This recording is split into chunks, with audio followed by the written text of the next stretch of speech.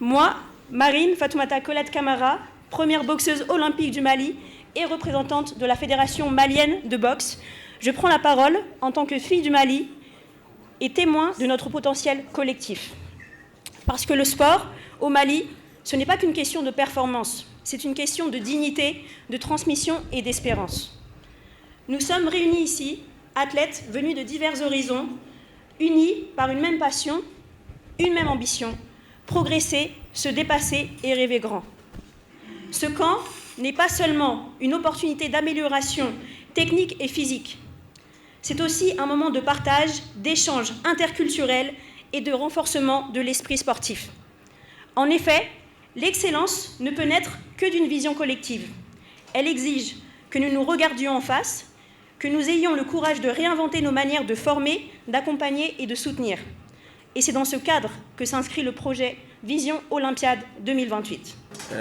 L'objectif du camp, je crois que vous l'avez souligné et le porte-parole des athlètes en a parlé également. Mais je vais vous parler d'autre chose. En réalité, au-delà de tout ce que vous allez faire ici, c'est une question de souveraineté, c'est une question de bravoure, c'est une question d'amour, c'est une question de patrie. Vous êtes ici parce que vous êtes des athlètes maliens. Vous êtes ici parce que nous croyons en vous. Vous êtes ici parce que moi je suis en mission.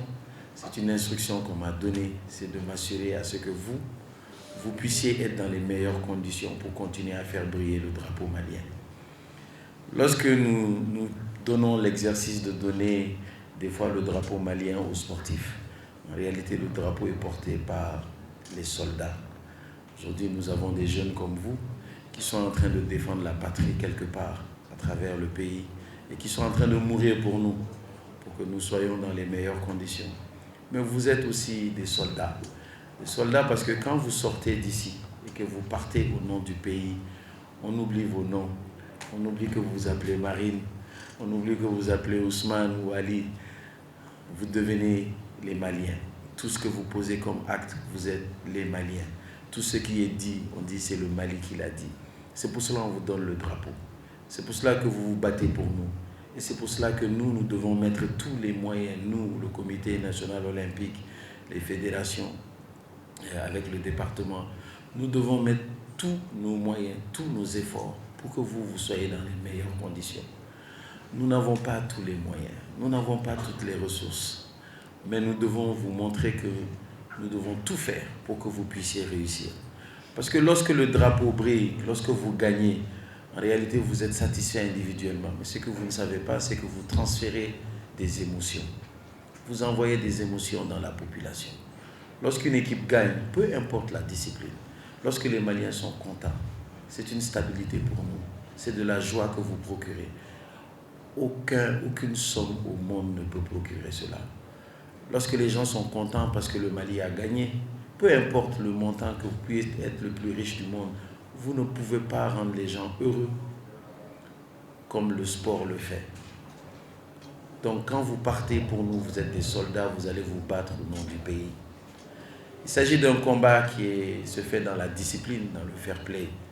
Mais c'est quand même un combat. Parce que vous allez rencontrer d'autres athlètes qui sont peut-être forts, techniquement peut-être meilleurs. Mais vous avez une chose que peut-être eux, ils n'ont pas. Vous êtes Maliens. Vous avez la foi. Vous venez des guerriers. Quand on prend l'histoire du Mali, c'est l'histoire des empires. C'est l'histoire des gens qui se sont battus. C'est l'histoire des gens qui sont restés toujours debout, malgré que l'adversité était difficile.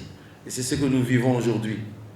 Nous sommes dans un monde où nos plus hautes autorités ont pris une voie qui était très difficile.